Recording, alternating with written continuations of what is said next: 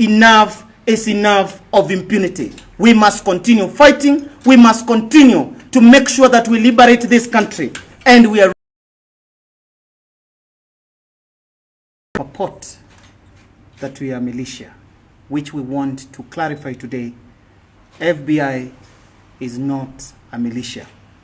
So I want just in count of one so that we can be able to start our presser today and this evening. So, and we say, FBI, drain the swamp, enough is enough. FBI, drain the swamp, enough is enough. FBI, drain the swamp, enough is enough. It is enough, and we say again, it is enough of impunity. So therefore, ladies and gentlemen, first I want to acknowledge all the medias present and the people who are here today as we give this presser. And as I've said before, this is just to make clarity on the things that happened last 2 weeks ago. And I want to make it clear to the people and to the Kenyan people all over the world what FBI we stand for. Fighting brutality and impunity in all manners. So therefore, ladies and gentlemen, let me start my official press statement that I would wish every Kenyan at any given time you be listening to it, because this has been a cry, not this time, but since we gained independence in 1963. We have not yet gotten the independence and the independence that we want. So therefore, ladies and gentlemen, today we stand not just as a movement, but as a mirror to the soul of our nation, a nation broken by brutality, a people bruised by brutality, and a generation betrayed by those who swore to protect and serve them. FBI movement is not a militia. We are not terrorists. We are not criminals. We are zealous, dedicated citizens. We are students, farmers, workers, parents, youth. We are Kenyans. We don't carry guns. We carry truth. We don't plant bombs. We plant ideas. We do not loot. We liberate. We fight with words, unity, with vision, not violence. The real terrorism is found in brutality, in policies that starve the poor Kenyans, in bullets fired to minors, in corruption that kills hospitals, schools, universities, and farms. FBI fight brutality. FBI expose impunity. FBI stands for justice, dignity, and peaceful resistance. Don't fear us. Join us. This is your fight too. Fighting brutality and impunity, bound by oath, driven by duty, and committed to rescue our beloved nation. When we say we are fighting brutality and impunity, we are speaking of systemic oppression and exploitation carried out not with weapons, but with pens, policies, silence, deceit, and betrayal. We are done being silent, and therefore we say enough is enough. Brutality is not just physical. It is economic brutality. It is institutional brutality. It is structural brutality. It is deliberate and even spiritual brutality. FBI, we stand for enforced governance, constitutional, and adherence to the rule of the law. Ladies and gentlemen, FBI, we stand for transparency and accountability that we are calling for our leaders to do so. Zero tolerance to corruption. Zero tolerance to impunity and nepotism that is all over. Efficiency and effectiveness in our public service. an end to nepotism and impunity in our government system. Participation of governance or in governance as the people of Kenya, as it is provided by the Constitution. Equity and inclusivity of the Kenyan people in making decisions. Responsiveness of the government system. Integrity that is ruining this country. We are strategic in vision.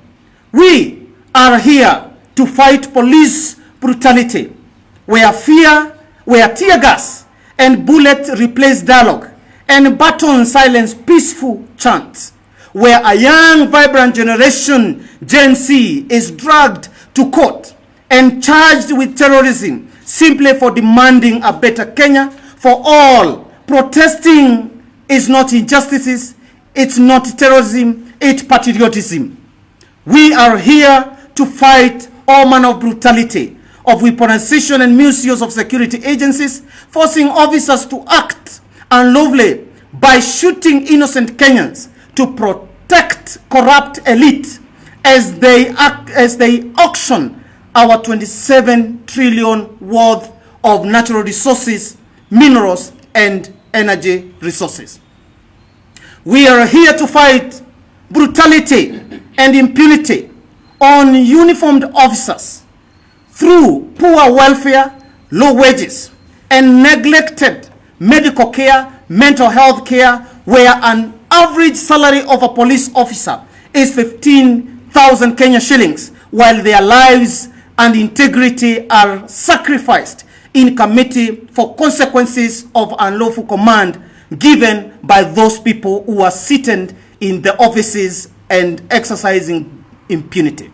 We are here to fight brutality on our military lunch profession being scrapped as they suffer squeezed excessively taxes, salaries, and punitive taxes, and the removal of food allowances while deployed. And the question is, who takes the monies when our military officers and personnel get deployed?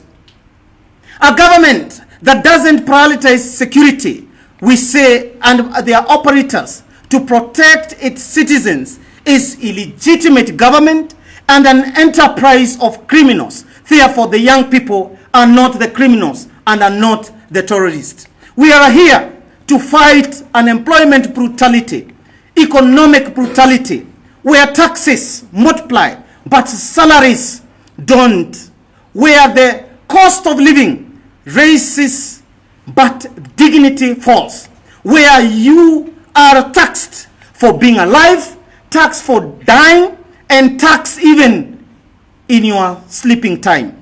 We are here to fight pending bills brutality.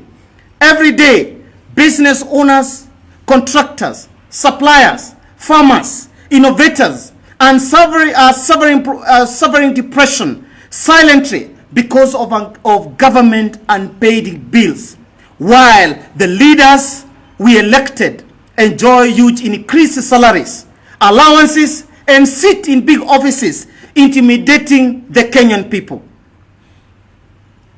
Ladies and gentlemen, pending bills aren't the numbers, it's not just numbers. They are stolen futures of millions. Pending bills is not paperwork. They are people's lives held hostage. The government owes over Kenya shillings 600 billion in verified unpaid bills. How can you steal from Kenyans and mock them with empty empowerment program meant to lure the Kenyan people? How can billions be spent building church in State House while Kenyans suffer in paying bills? This is not a financial delay. This is economic warfare. And we say enough is enough. We are here to fight education brutality, where free education is a myth and students drown in help debts before they can even start dreaming to start life. We are here to fight healthcare brutality, where hospitals is becoming place of despair, not hearing where the sick are asked for money before they are even attended, where dying poor is easier than living broke. We are here to fight brutality in no manner. Access to government health services has been denied to many of us who aren't registered up to the date to SHA. Payments, as recent scandal has exposed, frowned by 40 health facilities under the new Service Health Authority. This is the truth, face of health brutality, corruption, feeding on the sick Kenyan people. Healthcare should be a right and not a privilege to our Kenyan people, as is provided by our constitution. Yet, medicine is missing, doctors strike, and the poor die waiting in the queue to be attended. We are here to fight payslip brutality, where your salary is swallowed by deductions until you are left without nothing. We are here to fight brutality disguised as dialogue, where compensation for extrajudicial killing is used as a scheme and a way to lure the Kenyans' silence. We are here to fight agricultural brutality, where our farmers are betrayed. A court in Kirugoya has already stopped duty-free rice imports meant to kill Mwea farmers' livelihoods. The sugar sector, too, is strangled by imports, leaving sugarcane farmers in poverty. This is deliberate sabotage of Kenyan farmers and economy.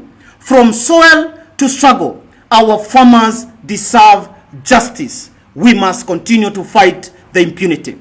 We are here to fight foreign policy brutality. The government secretly grants sweeping privileges and immunities to foreign entities like the Global Center on Adoption, GCA, without accountability on public participation. Who benefits? Certain, not the Kenyan people. We are here to fight economic sabotage disguised as privatization, like the secret attempt to privatize the Kenyan pipeline company, KPC, which the High Court has now stopped. National asset must never be auctioned off behind closed doors without the involvement of Kenyan people. We are here to fight impunity and brutality against small traders, border riders, mama mbogas who were deceived by false promise of pesa mfukoni by this regime that is wrong to its own citizen. Let us be clear. Police are not our enemies. They are our fathers, mothers, brothers, sisters, and neighbors. They take coerced and lawful orders from the real enemies, the political class in this regime, who hide behind them in uniform and laws that they don't follow, not even the constitution they follow. We say the political elite stop weaponizing poverty as a neo-colonialism demeanor. Stop weaponizing the police. Stop killing dreams. Enough is enough.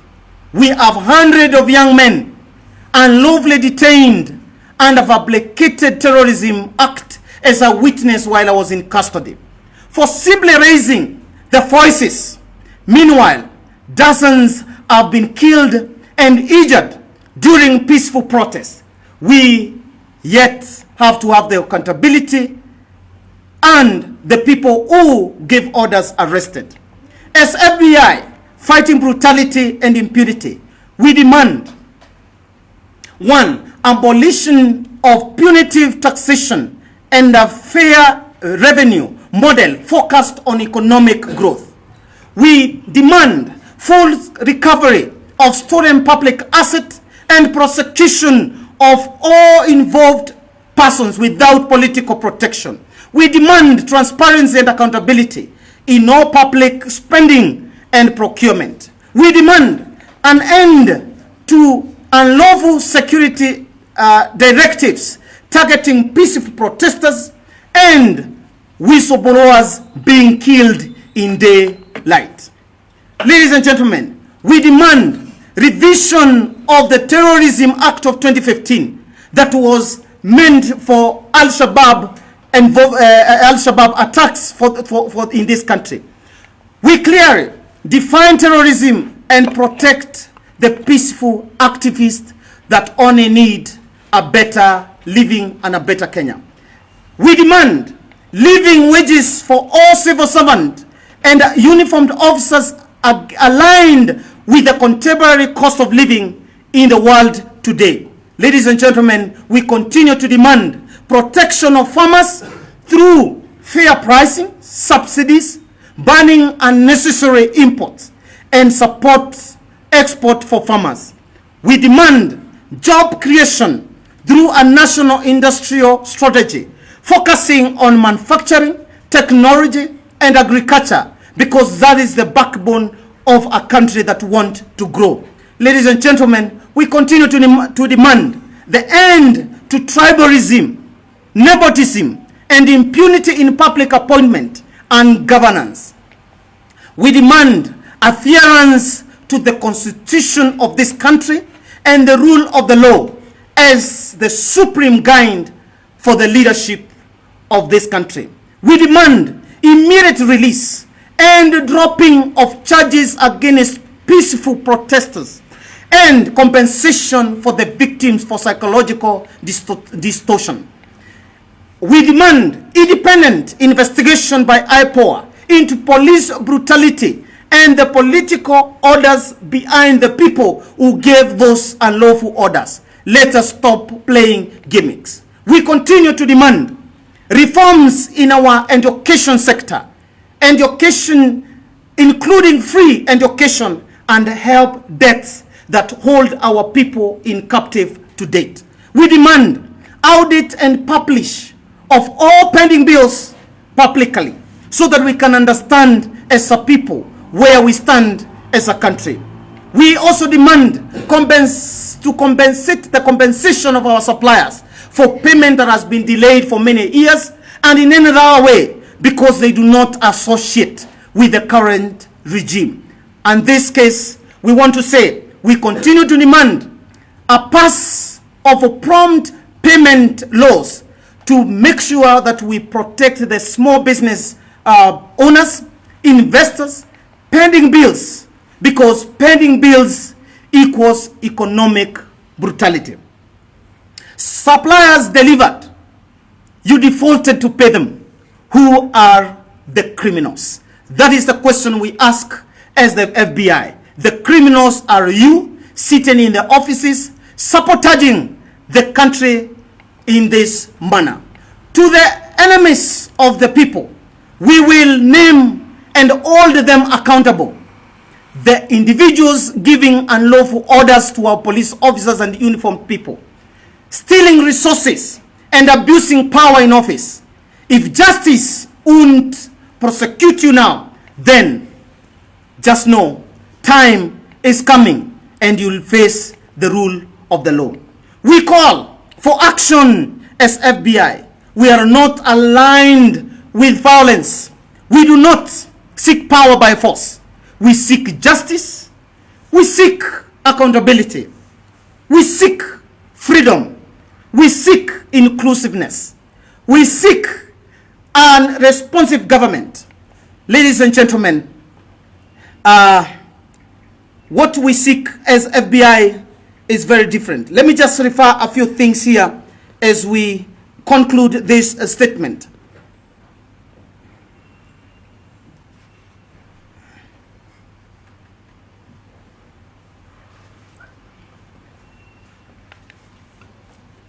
So, ladies and gentlemen, let me say this.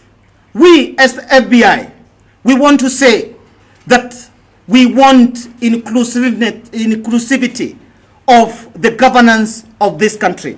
And we want to call Kenyans of goodwill, Kenyans that feel that enough is enough of impunity, to actually join this movement. And what I want to say, joining this movement, we have already laid a link in my social media account. That is Party Kosoi in all social media account, so that we can join in a channel. Because fighting this government and impunity requires us to adhere to Article 1 of our Constitution, and that is being in big numbers. And again, I want to say, for the threats that were given by the CS Mukromen, that the Constitution of this country under Article 36 states that and stipulates that all Kenyans are in freedom and liberty to join any movement or any group as if it adheres to what they want. So, ladies and gentlemen, allow me to close this interview and to say that enough is enough of impunity. We must continue fighting. We must continue to make sure that we liberate this country, and we are ready to do it. And ladies and gentlemen, let us not play games by empowerment schemes that is meant to lure Kenyans, because they know their time has come, and the time to live, and the time to make sure that we reclaim our nation from 1963 to date. Ladies and gentlemen, thank you very much for listening and coming to listen to us. Thank you.